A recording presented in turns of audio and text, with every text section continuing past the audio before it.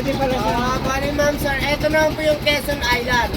This is our main island po. Dito po yung pinakamalawak natin na swimming area. Also ma'am, dito po halos lahat ng mga water activities natin.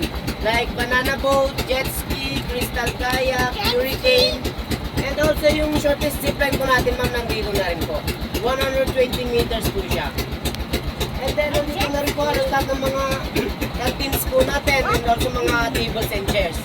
And then yung mga nag-overnight po ma'am, nandito na rin po sila karamihan. Kasi meron po tayong mga guest house din dito. They allow overnight as well. Pag kaya nila mag-guest house po ma'am, pwede naman po sila mag-tent. Yes, it's nice. Ito ma'am, this is the Quezon Island. Pinangalan po siya kay Manuel L. Quezon. Kasi si Manuel L. Quezon po ang nag-declare ng 100 Island na national park din dito sa Pilipinas. Oh, that's nice. That's good to know. January 18, 1940 niya po din.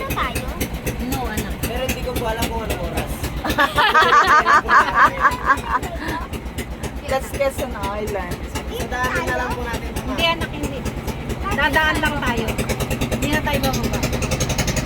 Hindi na? Hindi na. Oh, zip line, baby. Zip line.